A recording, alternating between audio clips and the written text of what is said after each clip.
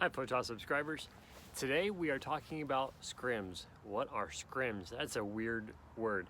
Basically, it's just a light modifier.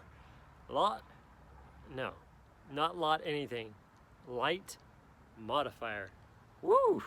There we go. It is a light modifier, which is some kind of white or translucent material allowing light to come through, but is modified dispersed so that your subject is not harshly lit or creating a harsh shadow on the area around it.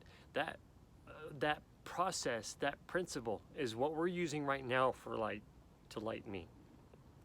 I have a floodlight out here to my left, and it is covered by a scrim. Now, I don't have all these products out here for their single use. I have purchased and I've carefully studied for the things that I need, being able to utilize items that can be used for multiple purposes of one item. So each item that I have generally is going to be able to fill multiple needs, and I can use all of these different products to create the look or affect the desired end of photograph that I'm looking for. That is, I have, again, this 110 centimeter reflector out here, and it's the very same reflector that we were showing last week in our reflected light series, and here it's all folded up.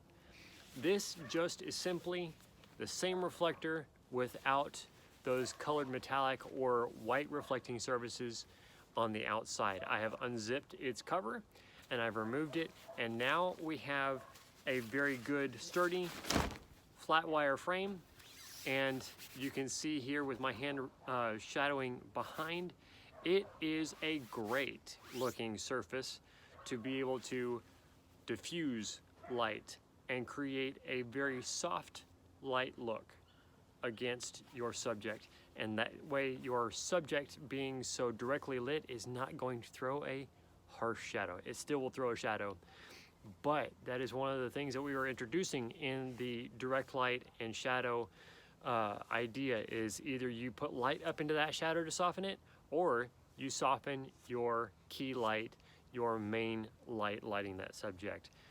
With this diffusion introduced and talking now about products that do this, this scrim idea is something that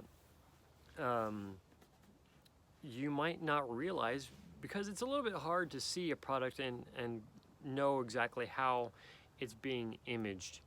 But once you have some time and experience under your belt shooting product for catalogs or other companies, then you begin to see and understand a lot more. Even though the item may be quote unquote cut out from its original image and laid on some other background, you'll begin to see just where the lights are coming from because of how they fall in the subject, and where those lights not just are placed, but how they're modified, and whether one is more intense on one side or the other.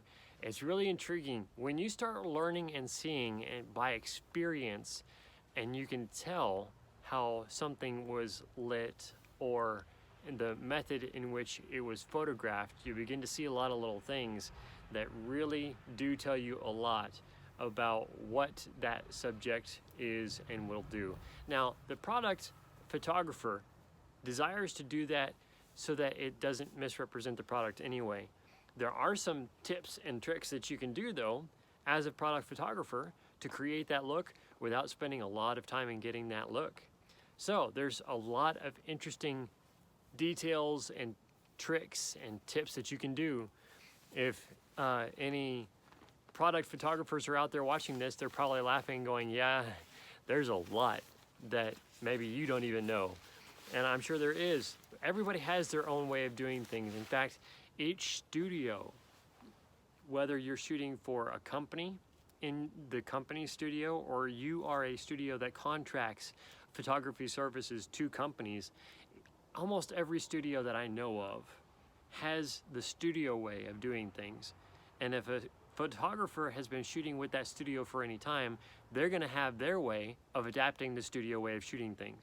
So there's really a lot of interesting little, I'm not gonna call them tricks, but there's a lot of ways of adapting things to be faster for you, more efficient, needing less adaptation of your camera settings or light modifiers. There's so many different things that you can do which will change the way you shoot and can improve the quality of the image you turn out. So thank you so much for watching. Please continue to watch because we've got a lot more information to go through, and a lot of it is really exciting and intriguing. Thank you so much for watching. Please subscribe, like this video, and turn on that notification bell. Ring that bell so that you don't miss any of the future videos to come. Thank you so much. Bye-bye.